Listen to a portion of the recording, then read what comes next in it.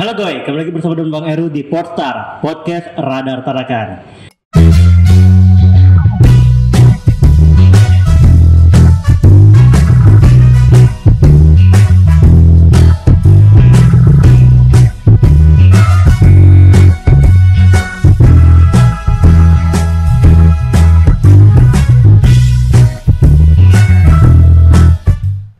Kali ini suasana yang berbeda. Ya, Bang Heru lagi berada di kantor Bea Cukai Tarakan. Ya, seperti podcast keliling lah. Jadi kita akan bertemu dengan ini dua narasumber sekaligus ya. Karena ini materinya sangat menarik dan tentunya ini mengedukasi lah untuk masyarakat terutamanya warga Kota Tarakan dan Kaltara. Ya, jadi kita akan membahas ya lagi tren banget nih soal gadget ya, barang-barang elektronik ini lagi rame banget. Jadi kita akan menghadirkan narasumber kita dari Bea Cukai Tarakan. Tentunya kalian stay tune dan terus nonton dari awal sampai akhir ya. Karena yang akan kita bahas adalah tentang email. Jadi ini memang kita ketahui bersama memang saat ini kan banyak dijumpai nih barang-barang elektronik seperti handphone, komputer genggam dan tablet yang dijual secara ilegal. Nah, kalau kita berbicara soal ilegal, nah itu udah hati-hati, harus waspada itu. Pernah kan ngalami beli barang-barang tapi ternyata ilegal, itu sakitnya itu di sini. Mantap. Nah, itu tentunya sangat merugikan juga bagi industri dalam negeri karena barang-barang ilegal tersebut dijual dengan harga lebih murah dan harga pasaran tidak membayar pajak. Nah, ini berhubungan juga dengan Bea Cukai. Nanti kita akan tanya-tanya. Tapi sebelum itu kita perkenalan dulu sama dengan abang-abang kita yang ganteng dari Bea Cukai Tarakan. Asik. Ini dia narasumber kita dua orang. Halo Bang. Halo. Gimana kabarnya? Alhamdulillah baik. Oke Bang, kita hari ini menggunakan masker karena pasti Bang tahu Kota Tarakan saat ini lagi-lagi diterpa oleh COVID-19 ya Bang ya. Jadi kita menggunakan masker agar kita terhindar dari namanya si Omicron. Oke Bang? Oke. Gimana? Tetap sehat Bang hari ini? Alhamdulillah sehat. Ya, bisa dibilang Bea Cukai ini adalah gardanya juga untuk Kota Tarakan Bang ya, karena kita paling dekat dengan negara Malaysia. Benar. Oke Bang, bisa dulu perkenalkan nama Bang? Assalamualaikum warahmatullahi wabarakatuh. Nama saya Irjaya. Saya bertugas di kantor Bea Cukai Tarakan, pemeriksa Bea Cukai ahli pertama. Oke, Assalamualaikum warahmatullahi wabarakatuh. Nama saya Haryadi. Saya bertugas di Bea Cukai kantor Tarakan sebagai PBC ahli pertama. Oke. Kalau boleh tahu sedikit nih, abang-abang ini udah berapa lama sih kerja di Bea Cukai Bang? Sekitar 16 tahun. 16 tahun? Iya. Oke, masih SMA, masih SD kayaknya gitu Bang. Ya, memang wajahnya aja yang terlihat 17 tahun ya. Oh sama-sama? 16 enggak, beda angkatan. Oh beda angkatan. Oke, mantap. Kayaknya nih dengan materi kita hari ini, kayaknya narasumber yang kita hadirkan ini tentunya sangat ini ya. Jadi kan tentu harus tonton dari awal sampai akhir. Bang, hari ini kita mau bicara soal email nih Bang. Boleh. Mantap nih. Siap. Nah, abang ini tentunya hal seperti ini udah berpengalaman banget lah pasti kan? Berpengalaman banget. Iya. Itu makanya kita langsung bahas ini. Nah, pertanyaan pertama ini Bang, kita mau menanyaikan ini juga pasti abang ini belum pernah kan ketemu barang elektronik, misalnya kayak HP gitu, tetapi emailnya nggak terdaftar. Gitu. Pernah dengan adanya ketentuan IMEI ini pastinya di tahun 2020 ya, itu sudah ada ketentuan terkait harus didaftarkan IMEI-nya, dan pada saat itu untuk beberapa handphone atau perangkat seluler itu harus didaftarkan terlebih dahulu. Jika tidak terdaftar ya pastinya IMEI-nya pasti akan terblokir. Terblokir ya. Oke, jadi kamu hati-hati nih beli HP. Harus ngecek emailnya gitu ya Bang ya. Iya. Jadi kamu kalau beli HP jangan lihat harga murah tapi lihat dulu emailnya. Oke Bang, apa sih yang melatar belakangi aturan email ini akhirnya diberlakukan? Jadi begini ya, tentunya aturan email ini dilakukan pemerintah memiliki tujuan. Di antaranya untuk melindungi produsen-produsen dalam negeri dalam menjaga kondisi perekonomian negara sehingga dapat memberikan rasa aman dalam memproduksi barangnya di Indonesia. Yang kedua, memastikan perlindungan konsumen perangkat telekomunikasi dalam membeli dan menggunakan perangkat yang sah. Yang berikutnya mungkin memberikan kepastian hukum kepada operator seluler dalam menyambungkan perangkat selulernya ke jaringan telekomunikasi. Terus email ini juga hakikatnya melindungi masyarakat, di mana dengan adanya berlakunya IMEI, bisa peredaran ponsel ilegal itu ditekan. Gitu aja. Iya. Ditekan dan untuk saat ini sudah tidak ada lagi lah kalau kita ini. Alhamdulillah Bang. Alhamdulillah udah menurun dan hampir tidak ada lagi di Bea Cukai. Ada berita-berita tangkapan HP ilegal itu udah nggak ada. Alhamdulillah, hampir nggak ada ya. Jadi biar kita juga sebagai masyarakat awam yang mungkin baru tahu IMEI itu apa dan kenapa akhirnya harus dilakukan, ternyata alhamdulillah ini udah menurun Bang ya. Iya, betul sekali. Oke. Ya, Bang, ini mau tanya lagi, berarti untuk IMEI itu sendiri kan bisa didaftarkan atas perangkat telekomunikasi yang berasal dari luar negeri. Nah, ini tentunya seperti apa, Bang? Jadi begini, ketentuan yang diatur dalam Peraturan Direktorat Jenderal Bea Cukai yang terbaru, yakni Per 13 BC tahun 2021, di situ terhadap perangkat telekomunikasi yang diimpor melalui penyelenggara pos, di mana penyelenggara pos ini terdiri dari PT Pos Indonesia dan PJT atau perusahaan jasa titipan. Yang kedua, terkait dengan pendaftaran IMEI ini juga berlaku kepada penumpang atau awak sarana pengangkut, di mana yang mereka datang dari luar negeri. Seperti itu. Oke, Bang, kami juga sempat buat Q&A nih. Nah, namanya manusia Bang, pernah lah juga luput ya. Iya. Bang, abang berdua ini pernah nggak sih kena tipu beli HP mungkin ya black market atau apa kayak gitu?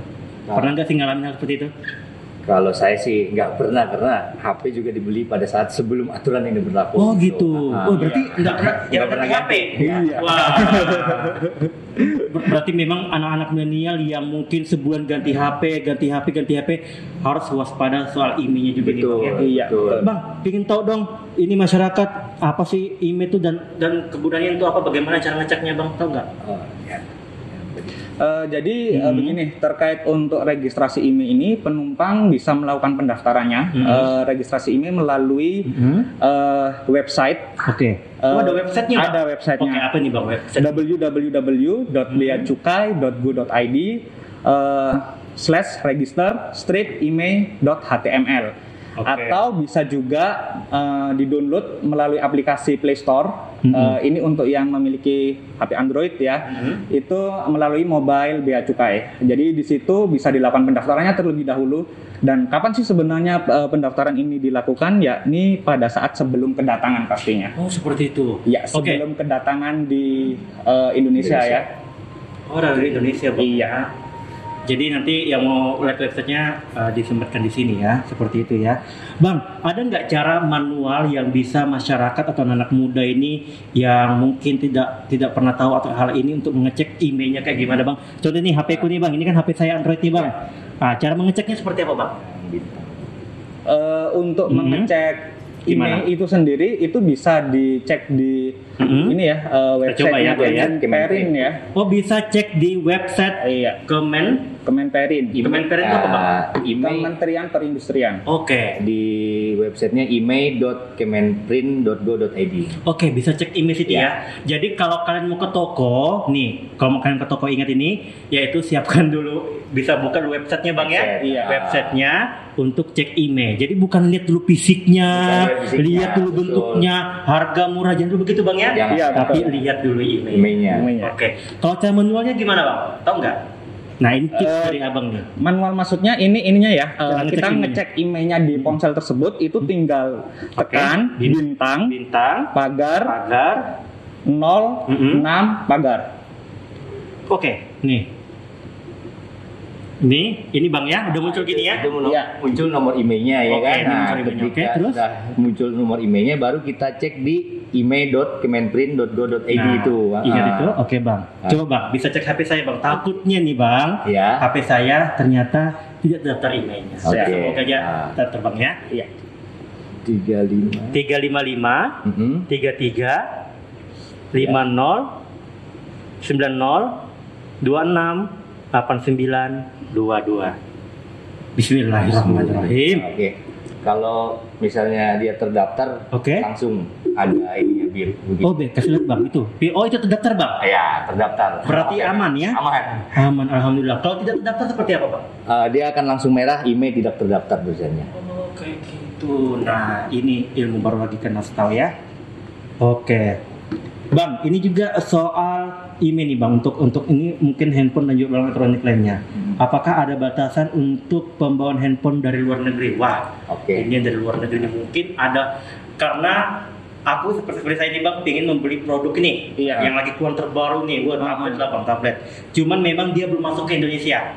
Akhirnya harus keluar lah untuk mendapatkan tablet ini untuk dibawa ke luar negeri. Nah, sesuai tadi pertanyaannya kita, apakah ada batasan untuk pembawaan handphone dari luar negeri? Untuk batasannya sendiri itu 2 unit per penumpang. Oh, hanya 2 unit? Hanya 2 unit per penumpang. Itu memang dikhususkan hanya 2 aja atau gimana?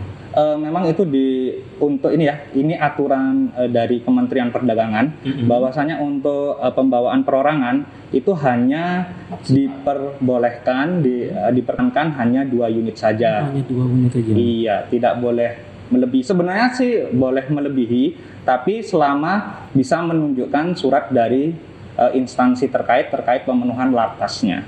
Larangan pembatasan. Iya. Jadi hanya 2 unit Bang. Iya. Oke, kalau saya buru-buru 2 unit Bang, 1 unit aja belum. Oke Bang, saya ingin juga tahu Bang, selama mungkin Abang mengawasi soal barang-barang elektronik yang masuk ke khususnya Tarakan, sering nggak nemu-nemu barang-barang ilegal seperti itu untuk di tahun 2020 ini hingga sekarang, atau malah tadi menurun dan tidak ada sama sekali lagi? Kebetulan lonjakan penemuan. Kebetulan ketika aturan ini diterbitkan, kita mengalami COVID ya. Oh iya. Jadi iya. Okay. Jadi Bandara Juanda sama Malundung itu tutup gitu. Jadi kita belum ada menangani penumpang lah ininya. Ini kan penumpang dan barang kiriman ya. Oke, ini terkait juga pertanyaan kita tadi, Bang. Peraturan terbaru terkait perangkat telekomunikasi yang saat ini tengah pandemi COVID. Apakah ada pengenaan pajak yang harus dibayarkan? Jadi gini, terkait peraturan terbaru saat ini. Di saat acara podcast ini ditayangkan mengacu pada Peraturan Direktorat Jenderal Bea dan Cukai nomor Per 13 BC tahun 2021 di mana berlaku mulai tanggal 9 Desember tahun 2021. Jadi di penghujung tahun 2021 ini beberapa ada yang diatur terbaru. Salah satunya adalah ketentuan di mana penumpang yang melaksanakan kegiatan atau kondisi karantina. Jadi terhadap penumpang yang mengalami kondisi karantina, maka akan dapat melakukan pendaftaran email di seluruh kantor pabean dengan perolehan de minimis $500. Apakah de minimis ini? De minimis adalah pembebasan $500. Tapi ada syaratnya pastinya. Syaratnya yaitu wajib melampirkan surat yang menerangkan telah selesai dilakukan karantina kesehatan yang diterbitkan oleh instansi terkait. Jadi dengan batas waktu yang tidak melebihi jangka waktu 5 hari sejak tanggal selesai dilakukan karantina kesehatan. Jadi di sini saya perlu garis bawahi sejak ya. Jadi kalau seandainya surat keterangannya itu ada di tanggal 1, jadi paling lambat di tanggal 5. Jadi bukan setelah tapi sejak. Jadi dari tanggal 1, 2, 3, 4 dan 5. Oke, seperti itu Bang. Iya. $500 itu berapa Bang? Kalau dipuskan andaikan pakai pengadaan 15.000 ya 7.500.000 ya per penumpang. Jadi apabila ternyata si penumpang ini membawa di atas $500 terkait dengan selisihnya, andaikan bawa $700 nih harganya, ketika mereka bisa memberikan surat keterangan, menunjukkan surat keterangan dari pihak instansi terkait sebelum jangka waktu sejak 5 hari, maka dapat pembebasan $500, selisihnya dikenakan bea masuk. Jadi $200-nya dikenakan bea masuk. Jadi seperti itu. Tapi kalau seandainya di bawah $500, ketika mereka bisa juga menunjukkan surat keterangan dari instansi terkait kondisi karantina, maka tidak dikenakan pungutan alias gratis dari sisi pajaknya. Gitu. Itu maksud keterangan pernah ada Bang? Untuk yang di Tarakan sudah pernah ada dengan kondisi karantina pada waktu itu penumpang dari Soekarno Hatta. Iya. Oke, ini berhubungan juga Bang dengan tadi yang hanya bisa membawa 2 HP nih Bang. Iya. Nah, apakah dengan membawa 2 perangkat seluler yang melebihi dari nilai 500 USD dolar? Iya Bang, ya benar ya? Iya. Nah, itu gimana tuh Bang? Jadi gini, jadi untuk HP yang kan 2 unit ya, Iya, itu 2 unit. total harganya yang dihitung. Totalnya bukan per unit dapat 500, tidak. Nah, jadi misalnya satunya 300, satunya 300 jadi dia bawa 2 jadi 600 ya. Iya. Ini ya. 600 itu dihitung 600-nya baru dipotong 500 jadi $100 lah yang dihitung bea masuknya nanti. Oh, seperti itu Bang. Iya. Nah, jadi kayak dikumpulkan Digabungkan, gabungan ya, gitu digabungkan ya. harga. Jadi dia mengikat ke penumpang, bukan mengikat di barang. Bukan mengikat. Jadi satu penumpang itu kan 500 US dollar. Jadi yang dihitung penumpangnya ya mengikat di penumpang, bukan mengikat di perangkatnya. Memang sebelum aturan ini ada Bang, berarti sebelumnya Bang, itu berarti mereka bebas. Bebas. Oke. Bebas. Mereka bebas membawa ya melebihi 2 itu tadi. Jadi Enggak, jadi memang dari ketentuan sebelumnya memang hanya cuma 2 unit, tidak diperbolehkan lebih dari 2 unit. Cuman yang membedakan aturan ini ada dan tidaknya di Per 13 ini, sebelum Per 13 itu tidak mendapatkan pembebasan de minimis 500 US dollar.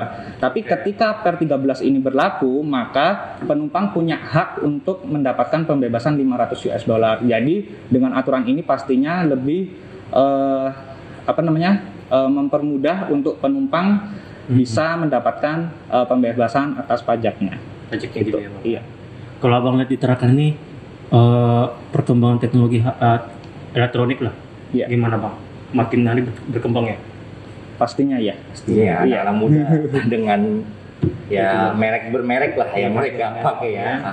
Nah, kalau Abang lihat ini merek-merek yang paling banyak masuk ini dari mana aja Bang? Yang mungkin yang pernah Abang temuin barang-barang ilegal gitu? Ada banyak atau cuman campuran banyak gitu? Bervariasi ya. Bervariasi. Kalau barang ilegal sih sebenarnya, kalau dari barang bawaan penumpang sih sebenarnya udah dijelaskan tadi bahwasanya kami belum menemukan, karena memang di tahun Tarakan belum ada ya. 2020 kan terjadi pandemi COVID, jadi lockdown yang mengakibatkan kita juga belum ada terkait dengan barang bawaan penumpang Tapi pelayanan. sebelum-sebelumnya yang sebelum COVID.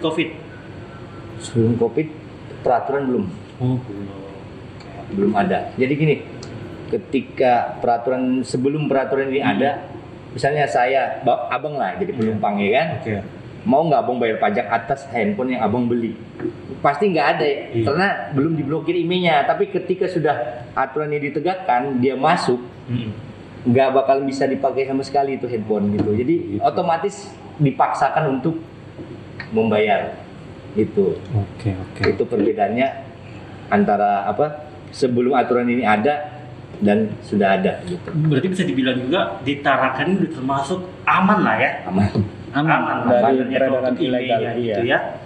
Jadi kalau mau beli HP ya dibilang Tarakan itu termasuk aman lah sudah. Iya. Kayak gitu Bang, bisa bilang. Iya. Oke, tinggal uang aja nih kalau mau. Iya. Itu yang kurang aman. Oke Bang, nah untuk perubahan data ini apa bisa dilakukan di semua kantor bea cukai? Untuk pendaftarannya bisa dilakukan di seluruh kantor pabean. Oke. Terkait penghitungannya pasti dengan penghitungan pajak bea masuk dan PDRI-nya ya. Terkait dengan penghitungan pajak dan bea masuknya sebenarnya udah dijelaskan tadi di awal. Dia selisih dari harga dikurangin dengan nilai de minimusnya. Iya.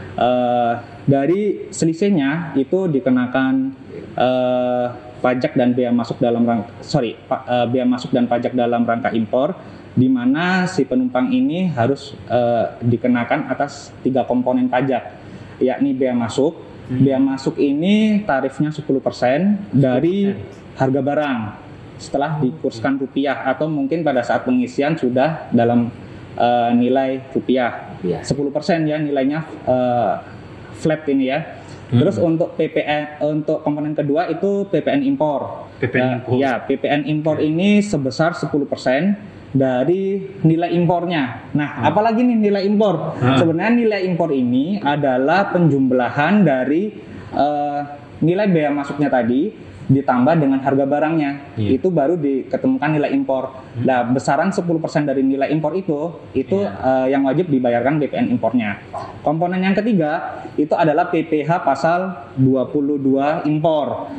Besarannya berapa? Besarannya tergantung si penumpang punya NPWP atau tidak. Ketika dia punya NPWP, maka dikenakan besarannya 10% dari nilai impor. Nilai impornya. Ya.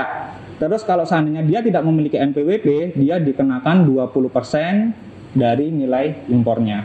Jadinya itu tarifnya flat 10%, 10% biaya masuk dan BPN impornya. Terus PPh-nya 10% atau 20% tergantung dengan dia memiliki NPWP atau tidaknya. Gitu. Begitu caranya penghitungannya ya. Pastinya kalau dengan NPWP pastinya lebih murah. Oh, kalau dengan NPWP lebih murah. Jadi kalau di total pajaknya itu 30% lah. Tapi kalau dia tidak punya NPWP jadi 40. Wow. Dan 10-20. Oke, ini pertanyaan selanjutnya. Ini. Apakah terhadap semua perangkat seluler bisa dilakukan pendaftaran IMEI di kantor Bea Cukai? Bisa daftarkan kantor Bea Cukai? Pertanyaan yang sudah ya tadi. Sudah ya? Iya. Sudah ya? Oh iya, saya lupa. Mungkin karena saya terlalu fokus dari penghitungan NPWP-nya itu, Bang. 10%. Aduh, berapa sudah itu ya? Kayaknya mending beli atau nunggu deh di Indonesia. Di Indonesia pasti ya. Oke, dari luar itu kayaknya, aduh, hitungnya 10% pakai NPWP 30%. Sorry Bang, jadi nggak fokus ini. Oke, ini pertanyaan Bang. Nah, pendaftaran yang melalui barang kiriman, bagaimana ketentuannya Pak? Apakah si penerima juga melakukan pendaftaran secara datang langsung ke kantor Bea Cukai? Tentunya kalau melalui barang kiriman, jadi gini, barang kiriman ini mungkin bisa dibelanja secara online. Kalau dibelanja secara online kan pasti dari luar negeri ya. Kalau seandainya dibelanjanya di luar negeri, nanti akan dikirim ke penyelenggara pos. Nah, penyelenggara pos ini terdiri dari yang saya jelaskan tadi, ada PT Pos Indonesia dan PJT. PJT ini perusahaan jasa titipan. Nah, iya seperti kayak HL. Ya. Dan terkait dengan pendaftaran IMEI-nya, jika dia melalui penyelenggara pos, maka yang wajib mendaftarkan IMEI-nya adalah pihak penyelenggara pos. Jadi si pemilik hanya menunggu saja di rumah. Jadi istilahnya tinggal terima beres gitu. Terima beres dan menyiapkan uang pajaknya. Itu aja sih Bang ya. Iya. Oke, Bang, ini di luar dari pertanyaan yang sudah ada, saya ingin tanya ke abang-abang ini. Ada mungkin pengalaman selama 16 tahun bekerja di Bea Cukai atau selama pengawasan, ada hal-hal unik mungkin atau hal-hal yang menarik selama bertugas, Bang? Mungkin nih Bang, siapa nih yang mungkin selama bertugas di Bea Cukai nih? Karena kalau kita sudah di Bea Cukai, pasti pajak nih juga, perubahan pajak, pasti soal ekspor impor juga nih. Nah, atau mungkin pengalaman unik nih Bang, ada nggak? Jadi gini, kalau di Bea Cukai itu kan ada unit pengawasan, ada unit pelayanan dan supportingnya. Supporting itu ya di kantornya lah. Kalau untuk pelayanan ya seperti pelayanan IMEI gitu ya, pelayanan di impor, di pemeriksaan barang atau pengeluaran barang impor lah di pelabuhan sama ini. Tapi kalau untuk pengawasan ini ya mengawasin barang-barang yang ilegal lah, seperti NPP atau narkotik lah juga sama. Kita juga mengawasi seperti itu. Gitu. Mungkin kalau dari pengalaman ya, pastinya kalau saya sendiri pribadi lebih banyak mungkin menangani di bandara. Jadi ketika barang yang dibawa oleh penumpang dikenakan pajak dan bea masuknya, pastinya untuk pungutan negara itu pasti untuk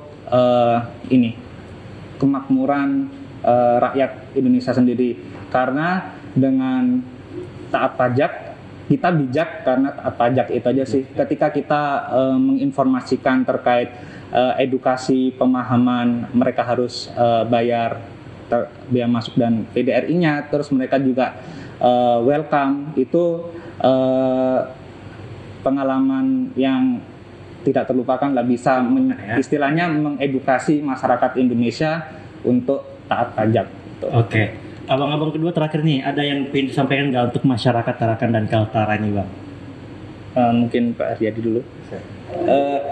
Jadi gini, terkait dengan Per 13 BC tahun 2021 yang kita bahas ini tadi, sebenarnya diharapkan semua handphone yang digunakan oleh masyarakat di Indonesia pastinya handphone yang legal ya, yang sah perangkat telekomunikasinya. Di Per 13 ini sebenarnya juga sudah amanatkan bahwasannya terkait dengan pendaftaran IMEI-nya terhadap pembatasan unit dan nilainya yang mendapatkan de minimis, dan juga sebenarnya ada yang diatur juga masalah perubahan data. Dan perubahan data ini kan sebelumnya tidak diatur di Per 13 sebelumnya. Jadi perubahan data kalau sebelumnya itu harus ke Kementerian Komunikasi dan Informatika. Tapi dengan adanya Per terbaru ini memberikan kemudahan bagi pengguna jasa untuk melakukan perubahan data di kantor Bea Cukai di mana didaftarkan. Di pemasukannya di pemasukannya itu didaftarkan. Nah, terkait dengan perubahan data ini sebenarnya yang membuat selama ini ada kendala bahwasanya dengan salah menginput nomor IMEI akhirnya jaringan selulernya nggak masuk, ditunggu sampai 2 hari juga nggak masuk. Ternyata kita pelajari dari kasusnya kesalahan dalam menginput nomor IMEI. Dan menginput ini bisa karena kurang, bisa karena lebih, dan mungkin typo 3 ditulis 8 mungkin, atau semacam itulah ya. Jadi dengan adanya Per yang terbaru ini, masyarakat mungkin yang di Kota Tarakan juga bisa melakukan perubahan data atas nomor IMEI yang didaftarkan. Itu untuk perubahan datanya 30 hari pada saat 30 hari sejak persetujuan atau pengeluarannya. Itu sih. Iya. Kalau Abang ada yang disampaikan? Cukup ya? Kayaknya udah lengkap ya? Kayaknya memang udah siapkan, memang udah tadi dihafal ya Bang ya? Wah Bang, gak terasa kita udah kurang lebih setengah jam nih kita bersama. Semoga sekali lagi Bang, terima kasih banyak, dan semoga ini bisa mengedukasi masyarakat Tarakan dan Kaltaranya Bang untuk lebih jeli lagi dan lebih waspada tentunya Bang ya. Dan ini juga semoga nanti kita bisa lanjutin podcast bareng Bea Cukai nanti dengan isu-isu yang akan lebih menarik lagi pastinya Bang ya. Dan terima kasih banyak Bang udah mau hadir di Portal Podcast Tarakan Bang. Mantap Bang ya. Oke, itu tadi bersama dengan abang-abang dari Bea Cukai Tarakan. Jadi teman-teman jangan lupa untuk like, komen, dan tentunya jangan lupa subscribe juga, dan jangan lupa juga untuk share video ini karena ini sangat penting bagi kalian. Oke, sampai jumpa bersama dengan El.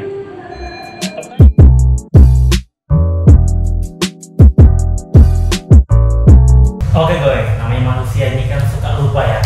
Nah ini berhubungan dengan soal lupa ini ada pertanyaan juga yang sangat menarik nih Bang, yaitu berapa hari lama batasan waktu untuk penumpang bisa meregistrasi IMEI jika penumpang lupa daftar. Nah ini ketika dia lupa daftar IMEI ini gimana Bang batas waktunya? Jadi untuk batasan waktu di aturan sendiri sudah terset ya, maksimal 60 hari setelah kedatangan. 60 hari berarti kurang lebih 2 bulan ya. 60 hari sejak kedatangan, maka dia masih bisa mendaftarkan, tapi setelah lewat dari 60 hari sistem akan menolak langsung. Jadi memang sudah ada batasan otomatis gitu ya? Otomatis. Jadi sebenarnya yang jadi titik pentingnya sebenarnya bukan 2 bulan ya Mas ya, karena 2 bulan itu ada 30 hari, ada 31 hari, ada 29 hari. Jadi kita menganutnya di 60 hari. Intinya 60 hari lewat. Udah nggak bisa. Jadi dia harus keluar lagi, baru masuk lagi baru bisa. Maksudnya kayak gimana? Keluar lagi? Maksudnya jadi gini, dia kalaupun dia mau mendaftarkan IMEI-nya, ketika dia pergi ke luar negeri lagi. Nah ini jadi kenapa ada batasan ini? Di mana kita bisa tahu dia batasannya 60 hari itu ya sejak kedatangannya, yaitu di tiket kan itu persyaratan yang ada itu kan tiket pesawat, nomor paspor, cap paspornya. Disitulah kita bisa lihat 60 harinya. 60 harinya. Iya. Jadi intinya kalau lupa ini jangan terlalu lupa. Iya. Terlalu banyak dosa itu.